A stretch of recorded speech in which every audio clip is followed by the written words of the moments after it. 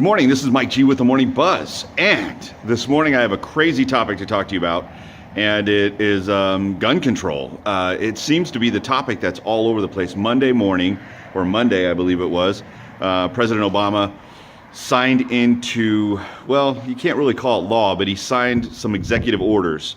And fortunately for us, the president does not have the power to make law, right? He can't just do an executive order, boom, write it out, and now it's a law. That's just not possible.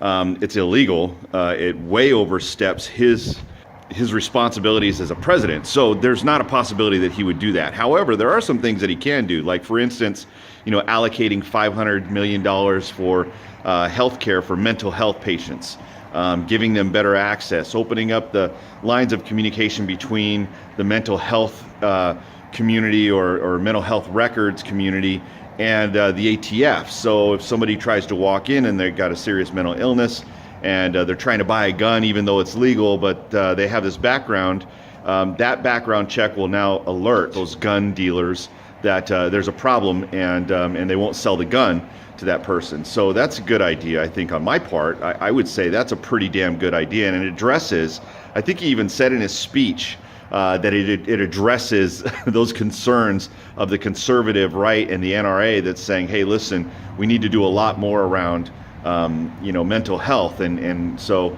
that he addressed that, I'm going to give him kudos on that one. I like that idea. The other thing he said he was going to do was add 200 new ATF agents so that they can do background checks and be better equipped, I guess, with manpower to handle all the background checks that need to be done. So that's another good idea. As I look back on his press release and what he said during that, I'm not opposed to anything that he signed as an executive order, simply because they all made sense. If you go back and you watch it on YouTube, you're going to be surprised.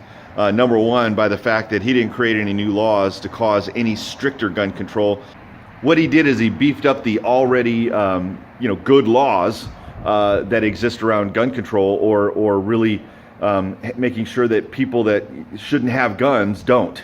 And so that was a great idea. Now, I've seen a lot of rhetoric on Facebook and in social media, Twitter, etc., that just has him like demonized, and I'm not here to defend the President of the United States and his stance against guns, because I'm a gun owner and I carry a gun practically everywhere I go. So, I mean, and I also hold a concealed carry permit. So the thing that really bothers me is that, given that there is a problem with, how guns are being sold, and I think private sales is another issue. I think private sales ought to be well documented, and maybe some kind of a law that says, hey, listen, if you do a private sale, you could be responsible for somebody that walks in and kills 14 people with the gun you sold them.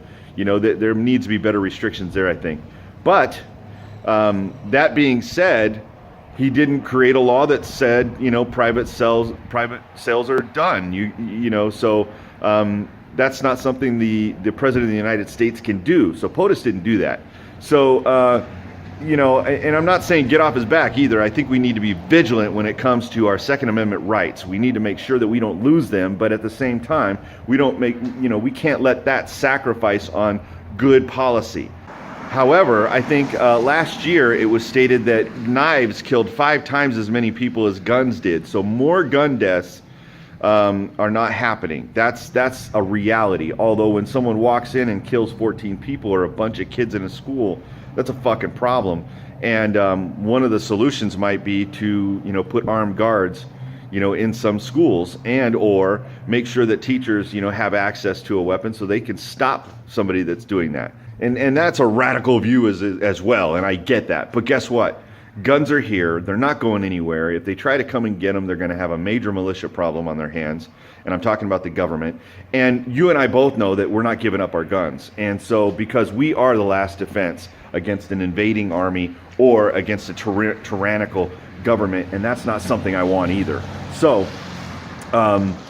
with this hotly charged debate going on in the world today, I thought I would weigh in a little bit and kind of give my 2 cents on what I saw as actually a good thing that President Obama has done around gun control, and I think that we need to probably follow up with some really good discussions and conversations around how do we maintain our Second Amendment rights and yet still have good, clear, workable policy around gun control.